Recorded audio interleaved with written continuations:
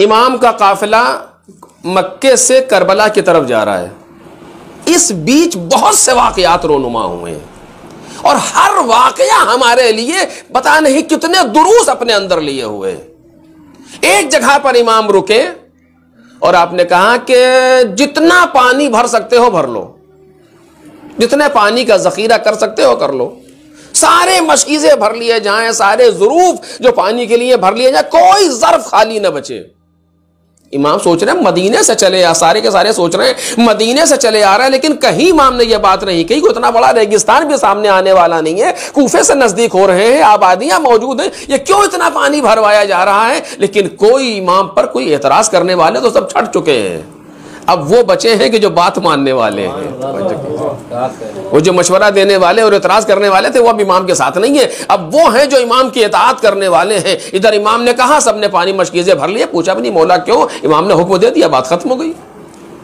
آگے بڑھے تو ایک شخص نے کہا اللہ اکبر, کا خیریت کیا ہوا, کا کوفہ نزدیک آ گیا. کا بھی کوفہ کہاں, جو لوگ راستہ جاننے والے تھے, ابھی کوفہ کہاں, کا نہیں سامنے دیکھو نخلستان کوفہ نظر آ رہے ہیں, کھجور کے درخت نظر آ رہے ہیں. لوگوں نے دیکھا کہ ہاں کچھ دکھ تو رہا ہے, لیکن پھر یہ کہہ رہے ہیں نہیں, جو نقشے والے ہیں, جو نقشہ جن کے پاس ہے, کہ ابھی تو کوفہ یہاں سے بہت دور ہے. کہ وہ نخلستان سامنے نظر آ رہا ہے, کھجور کے درخت دکھائی دے رہے ہیں.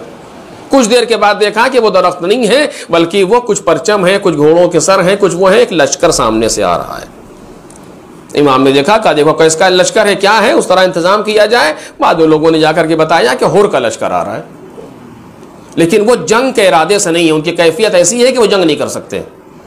اور جب آئے تو کیا دیکھا کہ انتہا سے زیادہ پیاسے ہیں, گھوڑوں کی زبانیں باہر آ رہی ہیں, انسان پیاسے ہیں. امام نے کہا مشکیزوں کے دہانے کھول دیے جائیں. دیکھ رہے ہیں آپ, ہر کو پتا نہیں تھا کہ پانی کہاں سے ملنے والا ہے, امام متوجہ تھا پانی پہلے سے آمادہ کیے ہوئے. ایک صلوات پڑھے محمد.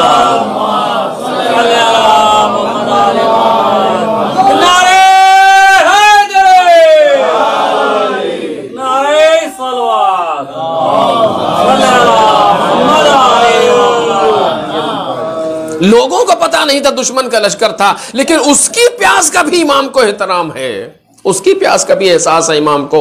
پانی بھروا لیا, سارے پانی. آپ یہاں تک کہ آپ نے حتمان اس کو مسائب ہی میں سنا ہے, کہ میں اس سے پہلے عرض کر رہا ہوں, ہر کے لشکر کا ایک سپاہی کہتا ہے میں اتنا پیاسا تھا کہ اپنے ہاتھ سے پانی پی نہیں پا رہا تھا شدت پیاس سے.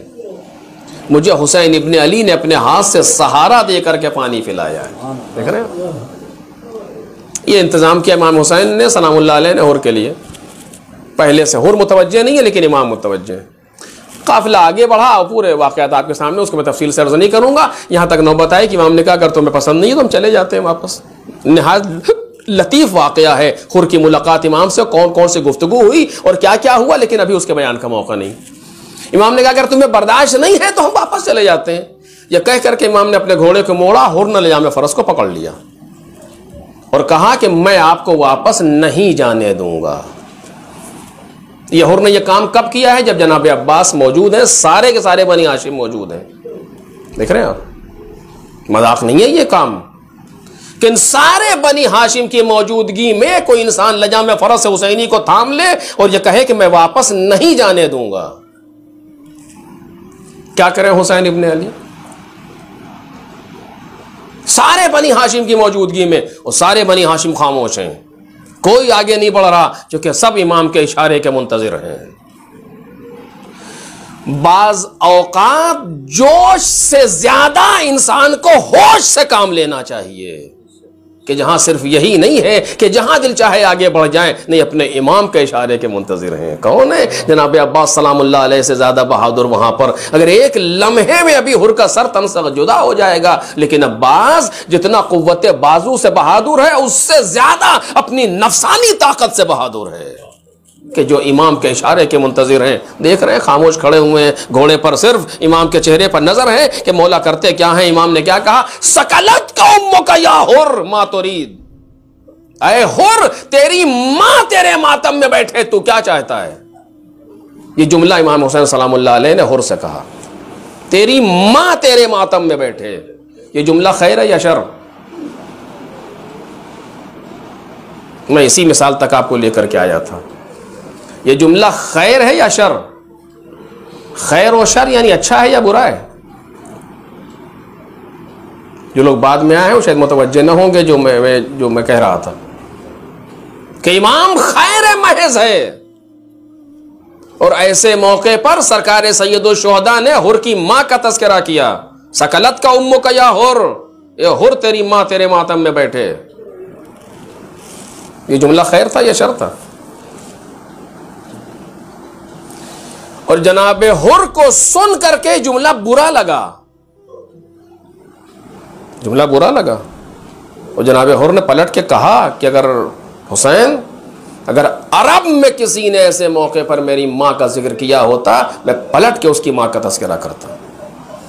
امام حسین سلام اللہ علیہ سے حر نے کہا ہے اگر عرب میں کسی نے، اتنا بڑا بہادر ہے، شوخی نہیں ہے کہ جناب امام جناب عباس سلام اللہ علیہ کی موجودگی میں لجامہ فرس حسینی کو تھام رہا ہے کہ ہم جانے نہیں دیں گے، لیکن اس کو شجاعت نہیں کہا جاتا، یہ شجاعت کی بگڑی ہوئی قسم ہے۔ اللہ کتنا متوجہ تھا وہ شاعر کہ بخدا فارس میدان تحور تھا حر، تحور شجاعت کی افراطی کیفیت ہے کہ جناب انیس نے شجاعت کا لفظ نہیں دیا بلکہ تحور کا لفظ دیا ہے، چونکہ تحور شجاعت کی بگڑی ہوئی قسم ہے۔ بخدا فارس میدان تحور تھا حر، تھام لیا، ہمیں نہیں آنے دیں گے۔ امام حسین نے کہا سکلت کا امہ کا یا حر، اے حر تیری ماں تیرے ماتم میں بیٹھے۔ کیا ہے یہ جملہ خیر ہے یا شر ہے؟ آپ کسی کی ماں کا تذکرہ کریں بھرے میدان میں، حر 1000 کی فوج کا سپہ سالار ہے، سردار ہے، 1000 کی فوج لے کر کے آیا تھا، اس کے سامنے سب کے سامنے امام حسین نے اس کی ماں کا تذکرہ کر دیا، یہ خیر ہے یا شر ہے؟ میرے عزیزو، امام وہ ہوتا ہے جس کے پاس شر کا تصور نہیں ہے کسی طرح کا۔ اب یہ موضوع اس پر نہیں ہے، ورنہ میں عرض کرتا کہ خیر اور شر کی قسمیں کتنی ہیں، شر کا تصور نہیں ہے، پھر کیا ہے جملہ یہ؟ لیکن امام حسین سلام اللہ علیہ چونکہ ہادی ہیں، توجہ کیجئے گا، چونکہ ہادی ہیں اور آخری لمحے تک انسان کی ہدایت کی فکر کرتے ہیں، آخری لمحے تک، صرف امام حسینی نہیں، سارے کے سارے اماموں کی کیفیت یہ ہے کہ آخری لمحے تک انسان کی ہدایت کی فکر کرتے ہیں۔ یہ ہمارا طریقہ ہے کہ ہم بغض میں، کینے میں، حسد میں اور اس میں اور بدلہ لینے کے لیے اور چڑھانے کے لیے اور اس کے لیے اور اس کے لیے کام انجام دیتے ہیں۔ امام جو بھی کرتا ہے صرف ہدایت کے لیے کرتا ہے۔ قرآن مجید کہہ رہا ہے وَجَعَلْنَاهُمْ أَئِمَّةً يَهْدُونَ، ہم نے انہیں امام بنایا جو ہدایت کرتے ہیں، یعنی امام کا کام ہی ہدایت ہے، امام کے معنی ہی ہدایت ہے۔ امام حسین سلام اللہ علیہ نے اگر یہ جملہ جناب حر سے کہا تھا کہ سکلت کا امک یا حر ما ترید، اے حر تیری ماں تیرے ماتم میں بیٹھے تو کیا چاہتا ہے، تو یہ جملہ بھی حسین ابن علی نے غصے میں نہیں کہا کہ اس نے ہماری لجام فرس کو تھام لیا ہے، بدلہ لینے کے لیے حسین کہہ رہے نہیں، انتقام لینے کے لیے حسین ابن علی کہہ رہے نہیں، غیظ میں آ گئے کہہ دیا نہیں، غصے میں آ گئے کہہ دیا نہیں، ایسی کوئی کیفیت امام طاہرین کے پاس نہیں ہوتی، بلکہ یہ جملہ بھی حسین حر کی ہدایت کے لیے کہہ رہے تھے۔ ایک صلوات پڑھیں محمد۔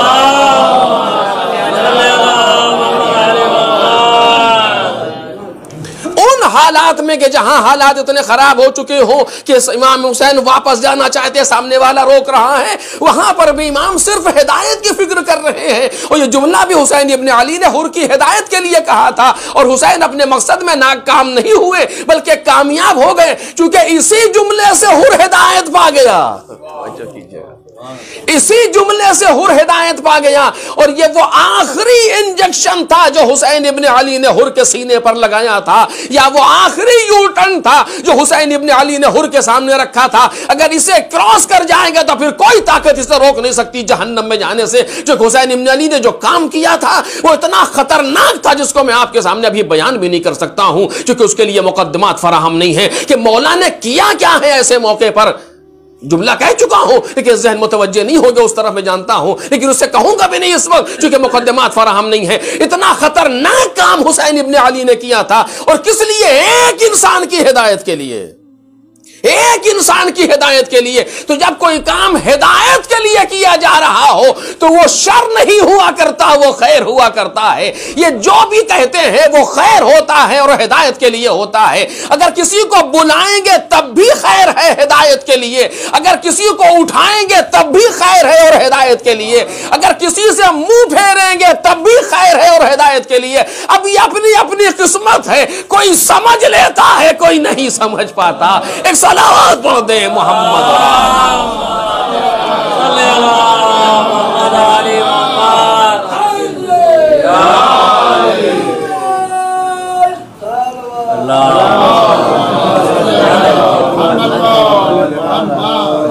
بس عزیزو, اس سے بہت زیادہ وقت میں گنجائش نہیں ہے, بات کو روک رہا ہوں. اگر حسین ابن علی نے یہ جملہ بھی کہا ہے تو حر کی ہدایت کے لیے کہا ہے اور خیر ہے. اور اسی جگہ سے حر ہدایت پا گیا.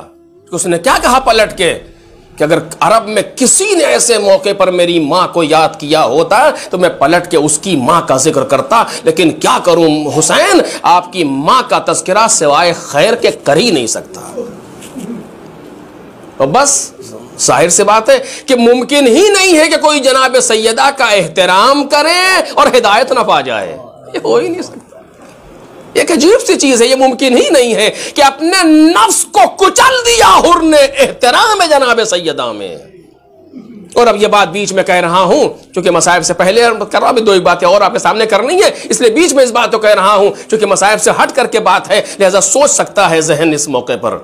عزیزو, اللہ رے نباز فطرت حسین, اللہ رے نباز فطرت حسین. جب جناب حر کے لاشے پر امام حسین آئے ہیں, سنا ہے آپ نے, میں نے کہا میں مصائب سے پہلے بات کو پڑھ رہا ہوں بغیر اس پہلو کے. تو جناب حر کا سر اٹھا کے امام حسین نے اپنے زانوں پر رکھا, تو جناب حر کے پیشانی پر تیر لگا تھا جس سے خون جاری تھا. ایک رومال نکال کے پیشانی پر باندھا ہے. یہ مقتل کے جملے ہیں. اور اس وقت کہا کیا امام حسین سلام اللہ علیہ نے, اس وقت کہا کیا؟ فرماتے ہیں صدقت امک یا حر اذ سمت کا حرہ انت الحر فی الدنیا والآخرہ. اے حر, تیری ماں کتنی سچی تھی کہ جس نے تیرا نام حر رکھا. عجب, حر یعنی آزاد, جس نے تیرا نام حر رکھا. انت الحر فی الدنیا والآخرہ, تم دنیا میں بھی حر ہو, تم آخرت میں بھی حر ہو. پھر یہ جملہ کہا امام نے, مجھے نہیں معلوم کیوں کہا, لیکن شاید حسین ابن علی اس بات کو محسوس کر رہے ہیں. شاید کیا, ان سے بہتر کون محسوس کرے گا. شاید اس لیے کہا ہو جو وہ محسوس کر رہے تھے کہ میں نے سکلت کا امو کا یا حر ہے, حر تیری ماں تیرے ماتم میں بیٹھے, تو کیا چاہتا ہے. یہ جملہ میں نے حر کی ہدایت کے لیے کہا تھا, لیکن حر کو برا تو لگا تھا. کہ ایسے موقع پر میری ماں کا ذکر کیا. حسین ابن علی نے مرنے سے پہلے پھر حر سے جملہ کہہ دیا, اے حر تیری ماں کتنی سچی تھی. مطلب یہ تھا حر ہم نے وہ تمہارے ہی لیے کہا تھا, دل پر لے کے نہ جانا, دل پر لے کے نہ جانا. میں پھر تمہاری ماں کا تذکرہ خیر کے ساتھ کر رہا ہوں. کتنی سچی تھی تیری ماں, اس نے تیرا نام حر رکھا. انت الحر فی الدنیا والآخرہ.